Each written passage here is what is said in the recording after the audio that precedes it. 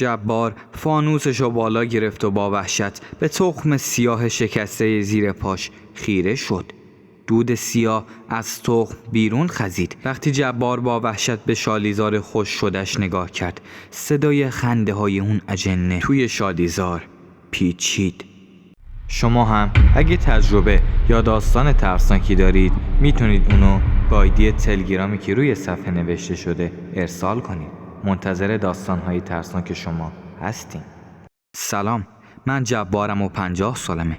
همه عمرمو توی روستای نارنکلا گذروندم. یه روستای سرسبز توی شمال ایران، دور تا دورش جنگل، وسطش شالیزار. شغل اجدادم برنجکاریه. از وقتی که یادمه پام لای این گلولای شالیزار بوده. دستام تو ساقه‌های برنج و یه تیکه زمین داشتم که مال پدر خدا بیامرزم بود. اون از باباش گرفته بود. برنج خوب میداد. همیشه هم سر زبونای تاجرا بودم. 15 سال میشد که محصولمو میکاشتم و چند ماه جون میکندم. بعد برمی داشتم و توی بازار میفروختم. زندگیم راحت نبود ولی خرجمو در می آوردم. زنم زهرا با اینکه همیشه غر میزد که باید بریم شهر، بازم کنارم بود. یه پسر داشتم، یوسف. اونم توی تهران درس میخوند. آرزو داشتم یه روزی بشه که این کار لعنتی رو ببوسم و بذارم کنار، یه چیزی توی شهر راه بندازم. ولی تا وقتی شالیزار بود امیدی به زمینم داشتم. همه چیز داشت خوب پیش میرفت تا اینکه اون مرد اومد. یه مرد غریبه، اصلا معلوم نبود از کجا سبز شد. اسمش کاظم بود ولی مردم بهش میگفتن کاظم خان. زمین بزرگی خرید و شروع کرد به برنج کاشتن، ولی نه مثل ما، نه مثل یک کشاورز. یه مشت دستگاه و ماشین آورد، آدم استخدام کرد، قیمتشو شکوند. همه تاجرا رفتن سمتش. برنجاش گرون بود ولی انگار یه جورایی سحر و جادو کرده بود. همه میگفتن کیفیتش از مال تو بهتره.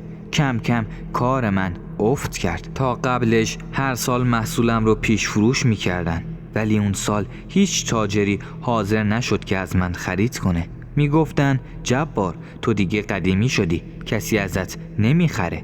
چند ماه بود که دیگه شب و روز نداشتم. همش فکر میکردم چیکار کنم. شالیزارم هنوز خوب محصول میداد ولی بیشتر مشتری نداشتم. شبا خوابم نمیبرد. کم کم داشتم به فکر این میافتادم که زمینم رو بفروشم. ولی مگه چی شد؟ یه اون باش زندگی کرده بودم. از خونه عزیزتر بود برام. اون شب همون شبی که همه چی عوض شد. رفتم زمین مثل همیشه. یه کلبه چوبی ته زمینم داشتم برای استراحت. بعضی وقتا شبایی که هوا خوب میشد همونجا میموندم. فانوسمو برداشتم، چکمه هامو پوشیدم و زدم به دل شالیزار. شب تاریک بود. یه نمه بارونی هم اومده بود. ساقه‌های برنج زیر نور فانوس زرد شده بودن، مثل یه دره طلایی توی تاریکی. همین جور که داشتم جلو میرفتم یه صدای تق زیر پام اومد. یه چیزی شکست. یهو خشکم زد. فانوسو گرفتم پایین، نگاه کردم. یه تخم سیاه زیر پام له شده بود. اندازه تخم شترمرغ بود ولی انگار از یه سنگ درست شده بود. سیاه و براق. یه حس بدی بهش داشتم. انگار یه چیزی دلمو چنگ میزد. یه لحظه فکر کردم نکنه این تخم یه جونور باشه، ولی همچین چیزی اینجا اصلا پیدا نمیشد. تخم شکسته بود. یه مایه سیاه و لزج ازش بیرون زده بود. بوی گندی داشت، یه چیزی بین بوی گوگرد و لاشه‌ای مونده. حالم بد شد. نمیدونستم چی کار کنم ولی از ترس این که چی باشه تخمو برداشتم، گذاشتم تو کیسم و راه افتادم سمت کلبه. نمیدونم چرا ولی دلم نمیخواست اونجا ولش کنم. وارد کلبه شدم. فانوسو گذاشتم روی میز و نشستم روی چارپایه. تخم هنوز توی دستم بود. یه ساعت شایدم بیشتر فقط نگاهش کردم. حس عجیبی داشتم، انگار یه چیزی توش زنده بود. یهو یه بوی تلخ و گس پیچی توی کلبه. نفس کشیدنم سخت شد. خواستم در رو باز کنم که یه دود سیاه از تخم زد بیرون. تو چند ثانیه کل کلبه پر شد از اون دود. ترسیده بودم. هیچ جا رو نمیدیدم. نمیتونستم تکون بخورم. دود جلوی چشمام جمع شد و پیچید به هم، شکل گرفت و توی یه لحظه یه چهره وحشتناک از توش ظاهر شد. یه اجنه، یه موجود سیاه با صورت سوخته. صورتش پر از گودالای عمیق بود، انگار که زغال چسبونده بودن بر تیکه از صورتش. دماغش نصف، چشماش از حدقه زده بود بیرون. نگاهش آدمو خشک میکرد. خشکم زده بود. میخواستم جیغ بزنم، نمیدونستم چی کار کنم. با من چی کار داره؟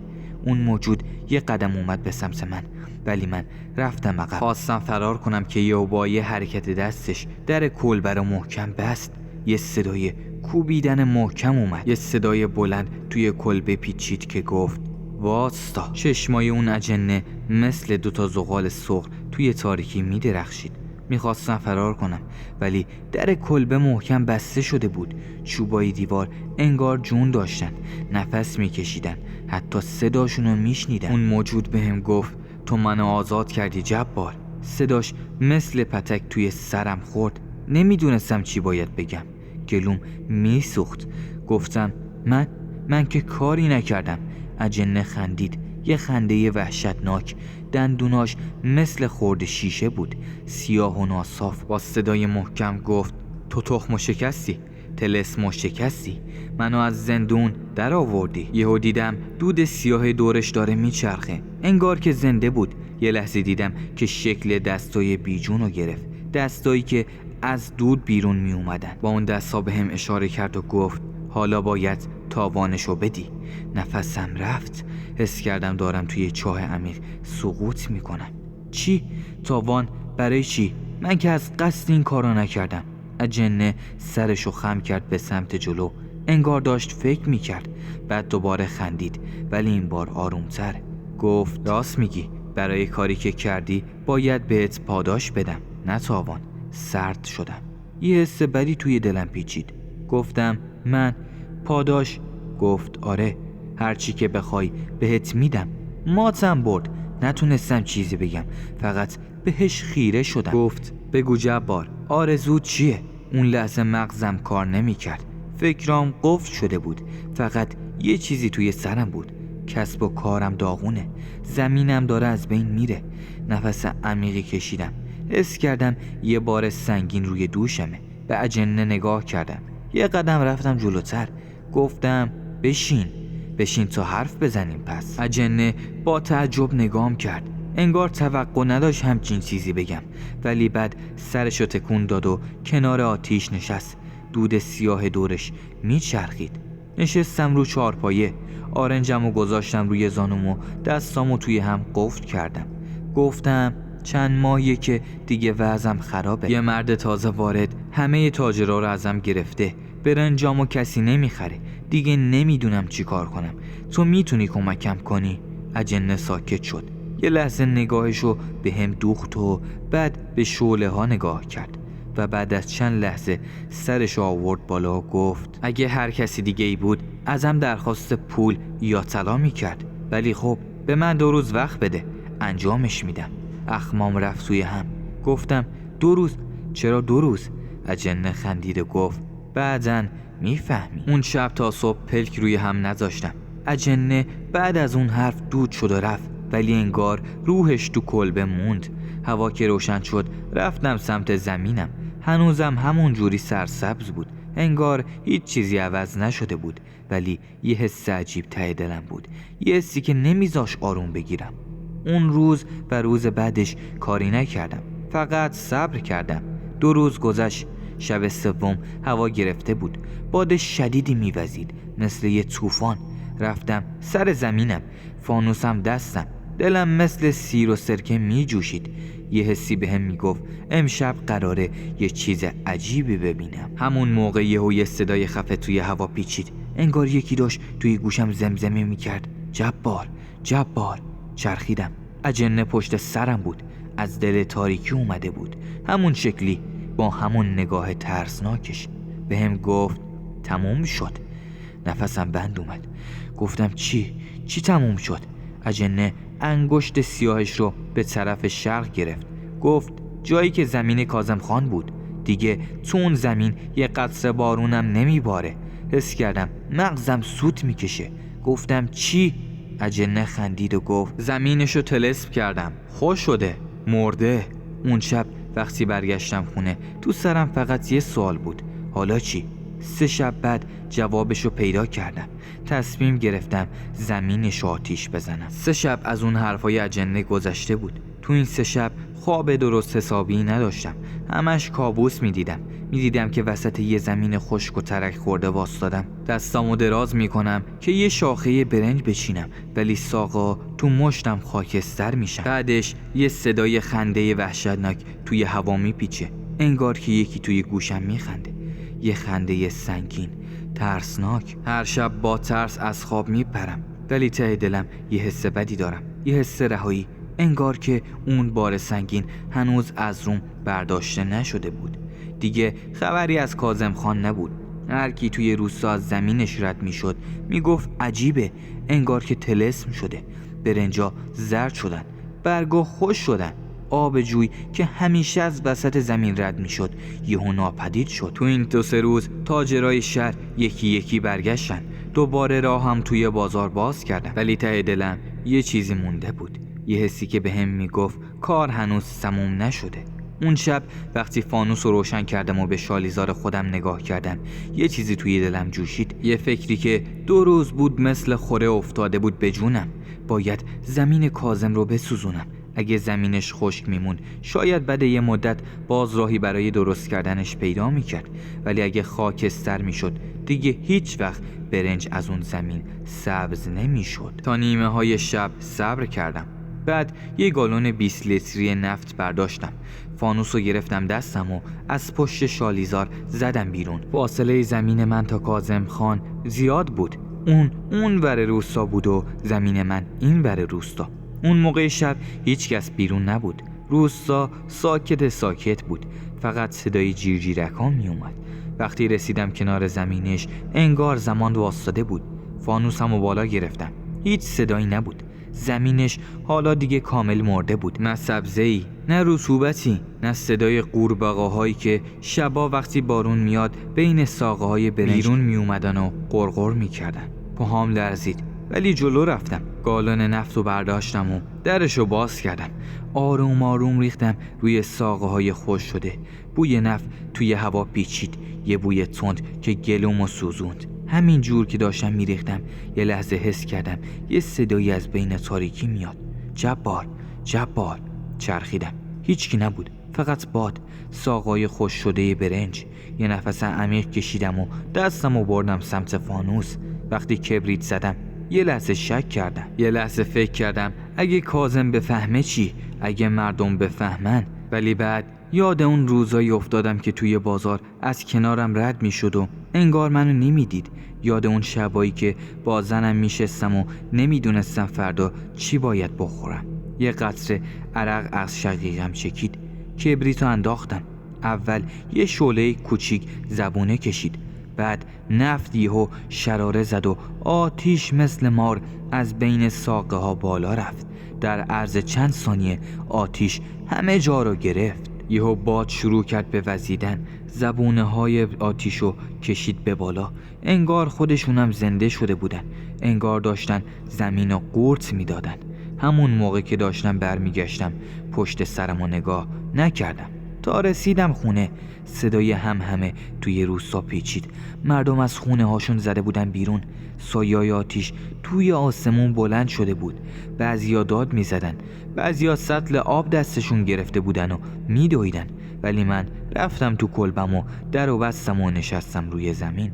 با خودم گفتم کار تموم شد. ولی اشتباه میکردم. صبح که شد خبر مثل برق توی روستا پیچید. آتیش به بقیه زمین هم سرایت کرده بود. فقط زمین کاظم نبود که سوخته بود. شالیزارای 2-3 نفر دیگه هم باهاش نابود شده بودن. حالا دیگه تو کل نارنکلا فقط یه زمین سالم مونده بود، زمین من. تاجرها دوباره اومدن، همه دنبال برنج بودن. قیمت رفت بالا. حالا تو کل روستا فقط 1 نفر بود که محصول داشت. فقط 1 نفر بود که میتونست بفروشه. اون 1 نفر من بودم. ولی هنوز یه چیز این وسط حل نشده بود. یه چیزی که توی شبای بعد توی خواب و بیداریا ولم نمی کردن. صدای خنده اون اجنه هر شب توی گوشم میپیچید. ولم نمی کرد. نمیدونم ازم چی میخواست. فقط اینو میدونم تو آخر عمرم فکر میکردم که باهامه. بعد از اون شب که زمین کاظم خان رو آتیش زدم زندگیم کاملا عوض شد. دیگه توی روستا فقط یه زمین سالم مونده بود. واقعا زمین من. باورم نمیشد. پول پشت پول میومد. حتی تونستم بدهی هامو صاف کنم. زنم دیگه غر نمیزد. یوسف تو تهران راحت سر زندگی میکرد. حتی فکر کردم یه روزی میتونم روستا رو ول کنم و یه خونه درست حسابی توی شهر بخرم. اما درست از همون شب که زمین کاظم خان خاکستر شد یه چیزی شروع شد. یه چیزی که نمیتونستم جلوشو بگیرم. اولین بار حسش کردم که نصف شب صدای خنده‌ای از توی شالیزار میاد. یه خنده آروم مثل یه هشدار. انگار یه نفر توی تاریکی نیشخند میزد. چراغو روشن کردم.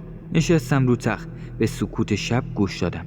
صدای باد توی شالیزار میپیچید ولی اون خنده قسم میخورم که واقعی بود. صبح که شد به خودم گفتم خسته بودم. حتما اشتباه بوده. خیالاتی شدم. اما شب بعد دوباره همون صدا اومد. این بار نزدیکتر شده بود. انگار که پشت کلبه بود. شب سوم فانوس و دستم گرفتم و زل زدم تو تاریکی. رفتم وسط شالیزار. ساقای برنج و زیر نور لرزون فانوس سکون دادم. این ور اون ور کردم. هیچی نبود. هرچی بیشتر قدم بر می داشتم بیشتر می ترسیدم. یه دفعه پام خورد به یه چیزی. نگامو انداختم پایین. فانوس رو جلو آوردم. یه نفس توی سینه حبس کردم و یه تخم سیاه درست وسط زمینم افتاده بود. زانوام درزید. گفتم نه، این امکان نداره. اون تخم لعنتی همون شب تو کلبه شکست. پس این یکی دیگه از کجا اومده؟ همون موقع یه صدا از پشت سرم گفت جبار، جبار. ترسیدم.